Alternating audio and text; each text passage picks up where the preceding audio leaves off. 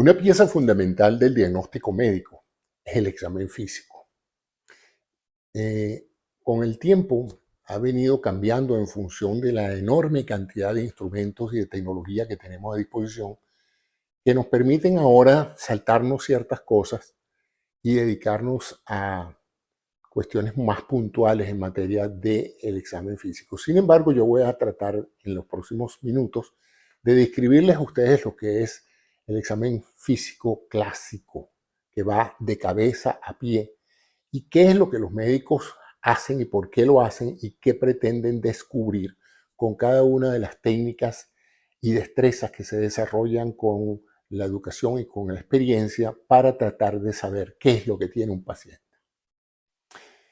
Como les dije, el examen físico consiste en todas aquellas inspecciones visuales, palpatorias, auscultatorias, que es escuchar los sonidos, oler, palpar, tocar y ver al paciente para poder crear un, eh, una suerte de perfil de la condición de salud del paciente.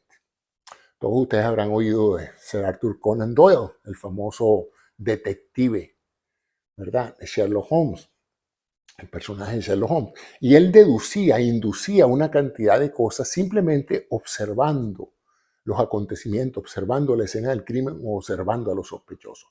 Lo mismo hace el médico. El médico es una suerte de policía que trata de hacer indagatorias sobre qué puede ser lo que le está pasando al paciente. Y esto comienza de cabeza a pie, como le dije. A nivel de la cabeza, quizás el foco de atención se concentra inicialmente en los ojos.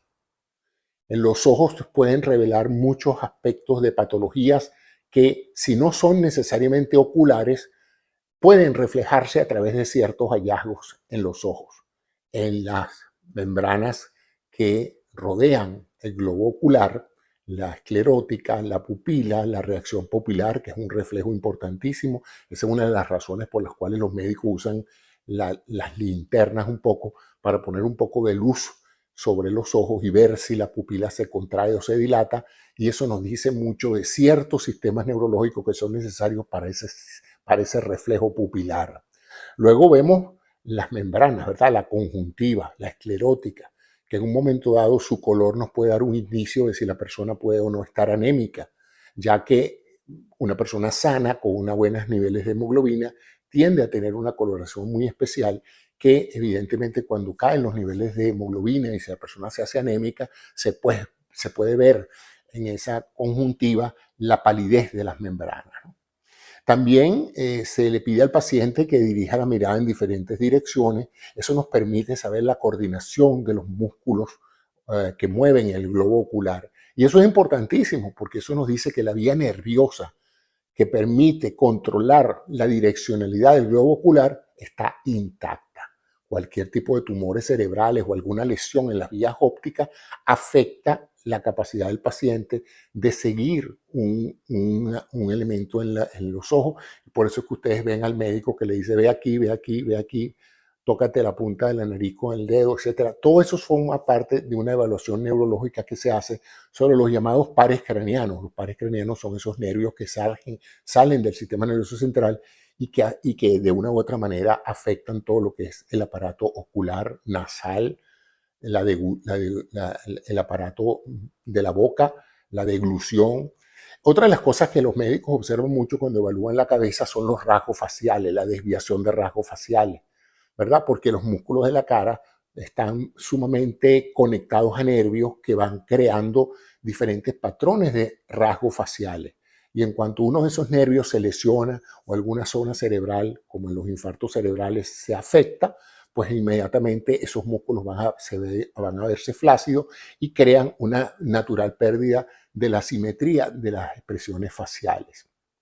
Luego vamos a la parte nasal y aquí pues usamos un aparato para tratar de ver la entrada a la nariz y evaluar la mucosa de la nariz, los famosos cornetes, que son esos pliegues internos que están en la nariz, y eso pues nos puede permitir evaluar tumores, lesiones de la mucosa nasal, pólipos. Todo eso se puede ver a través de la simple inspección de la vía aérea nasal con un aparato óptico. Luego también vemos los oídos, ¿verdad? Ahí tratamos entonces de evaluar la permeabilidad del canal auditivo externo y también hacemos algunas pruebas con unos diapasones para ver cómo está la audición aérea y la audición ósea, porque el oído humano no solamente percibe vibraciones mecánicas por la vía de la vibración del tímpano, sino a veces también por la vía ósea. Luego, el médico les va a decir que abran la boca. ¿Cuál es el motivo de abrir la boca? ¿Qué vas a hacer con abriendo la boca? Bueno, abriendo la boca, el médico va a evaluar la mucosa bucal. Ahí se pueden aparecer una cantidad de lesiones degenerativas, displasias, lesiones precancerosas que pueden estar en la lengua o en el paladar. Va a ver un poco la garganta, el grado de inflamación, si hay algún tipo de proceso infeccioso. En algunos procesos infecciosos se ven placas de pus en la garganta. O sea que el ver esos tres orificios o esos tres grupos de orificios, los dos nasales, los dos auditivos y la boca, le da a un médico la posibilidad de evaluar las características del paciente en relación a descartar enfermedades que afectan ese tipo de segmentos del cuerpo y otros producto de problemas de audición, de olfatorios o de la boca, ¿verdad? Luego progresamos hacia un poco más abajo y nos vamos al cuello. En el cuello, el médico va a estar interesado en los órganos que van o en las estructuras anatómicas que están en el cuello, que son fundamentalmente vasculares, ¿verdad?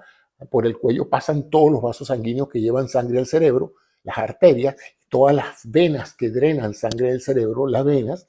Está la tiroide, están una serie de estructuras que normalmente no se tocan, que son los ganglios, pero que cuando se encuentran inflamados en lo que se llama linfadenopatías, ¿verdad? Una adenopatía es un aumento de tamaño de una glándula y cuando es linfo, pues es una glándula linfática.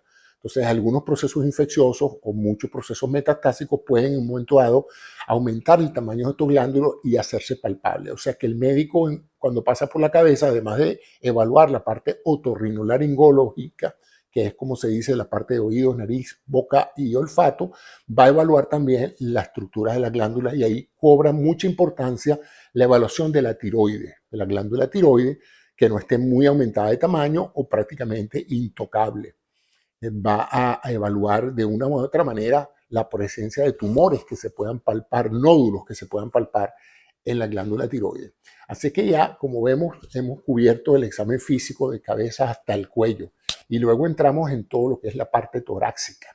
Y ahí vemos pues el grueso del el examen físico que la mayoría de la gente asocia con la visita médica, que es en cierta forma hacerle al paciente quitar la parte, los vestidos de la parte superior para evaluar toda la caja torácica, la piel, lesiones de piel. Es importante saber que si un paciente está vestido puede tener una lesión de piel preocupante, que esa persona no le ha dado ningún tipo de valor y sin embargo ser una lesión que potencialmente puede ser premaligna o maligna y que se hace desapercibida simplemente porque o el paciente o algún familiar del paciente nunca lo ha notado o porque el médico no lo examina. Entonces, en teoría, se debería examinar al paciente desvestido para que el médico pudiera de una u otra manera examinar la piel y no esperar a que el paciente tenga un tumor en la piel para ir a un dermatólogo para ver la lesión por primera vez. En teoría, una consulta completa de primera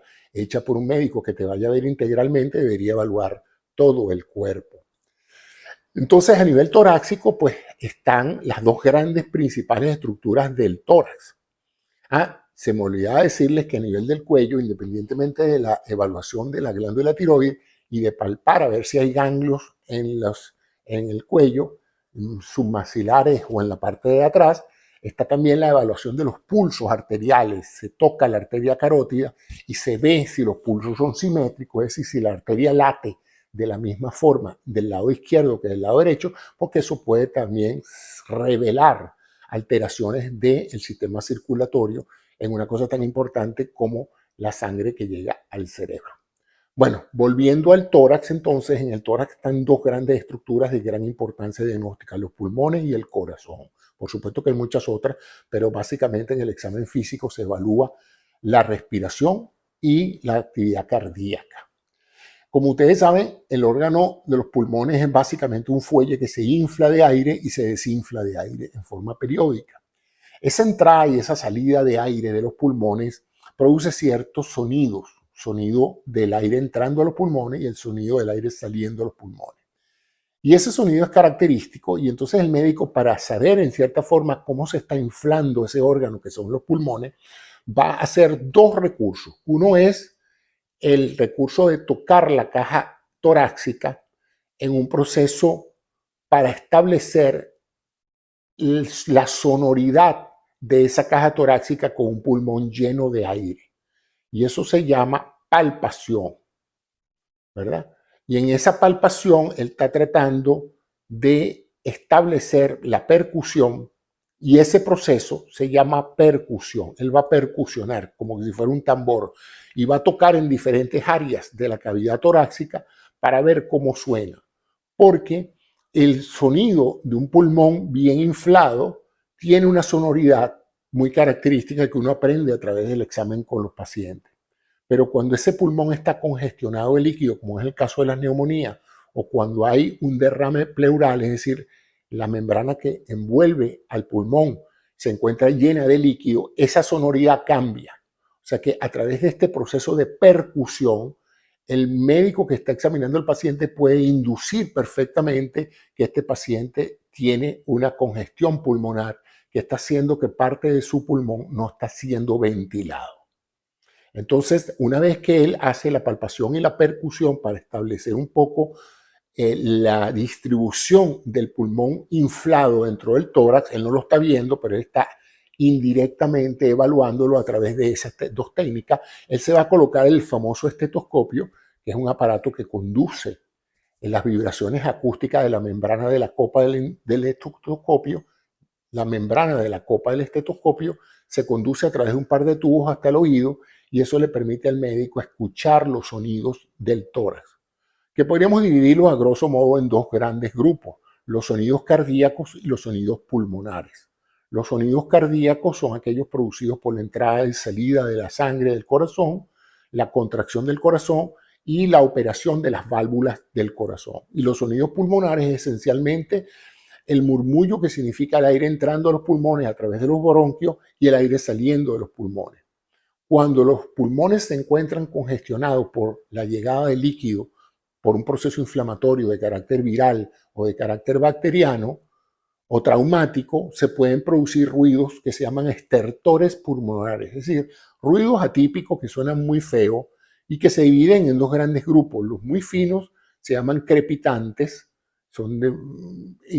señalan un poco la forma en que el alveolo se abre y se cierra con la llegada del aire una vez que está inflamado, y los otros son los ruidos roncos, que revelan pues procesos broncostructivos, los sibilantes, que son sonidos que son como un silbido y que reflejan el hecho de que el aire está entrando al pulmón, pero por unos tubos, por unos bronquios muy cerrados y por lo tanto silban, ¿no?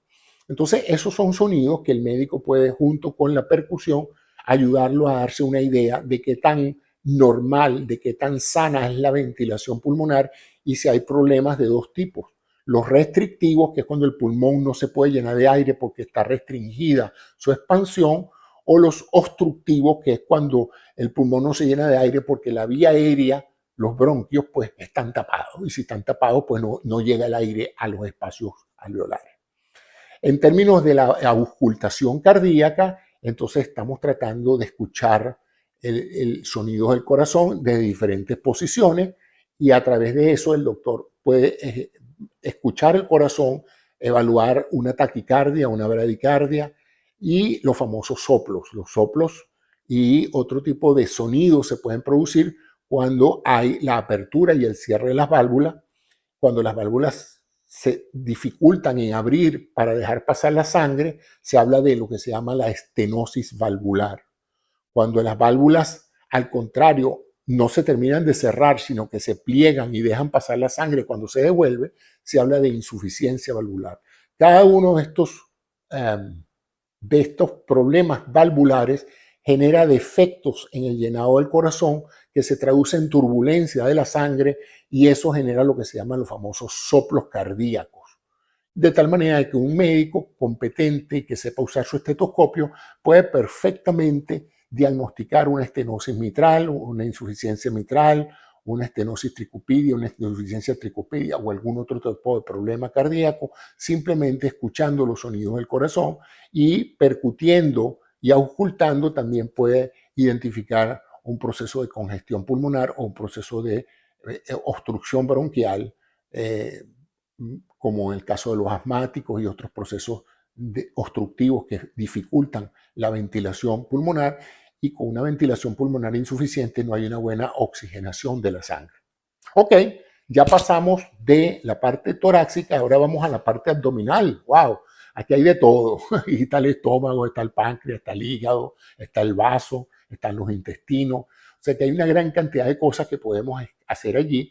Allí vamos a usar las mismas técnicas que les dije. La palpación para ver si hay una masa, la palpación específica para ver si el hígado está grande o está normal, para ver si el vaso está grande o está normal. Eso se palpa por debajo de las costillas. Uno palpa en el abdomen lo que se llama una hepatomegalia o una esplenomegalia, que es el aumento del tamaño del hígado o el aumento del tamaño del páncreas. Eso lo puede palpar un médico en un examen físico, sin necesidad de ningún otro equipo, pero siempre y cuando el médico sea acucioso y haga el examen. Si no hace el examen, pues dependerá de un sistema de diagnóstico por imágenes para saber si el hígado está grande o no.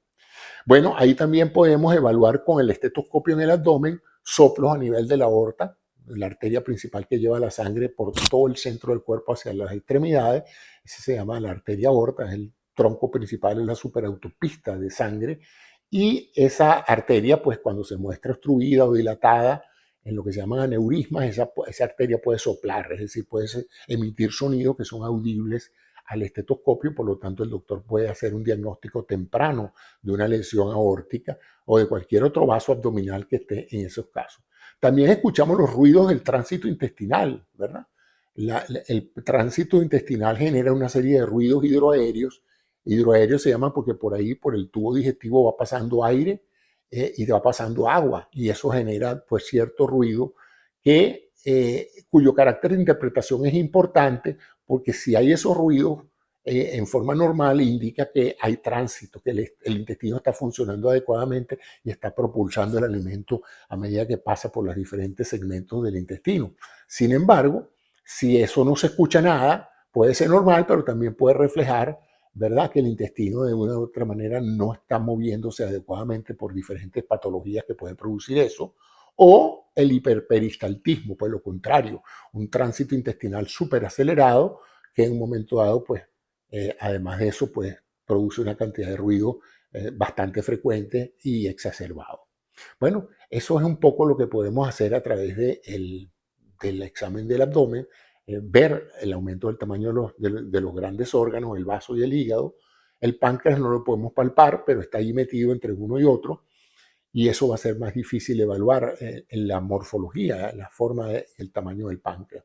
Podemos detectar tumores y cuando hay colecciones abdominales, ¿verdad?, en los casos de ascitis podemos ver la gran cantidad de líquido contenido en esa bolsa membranosa que rodea el intestino y las vísceras abdominales, que es el peritoneo.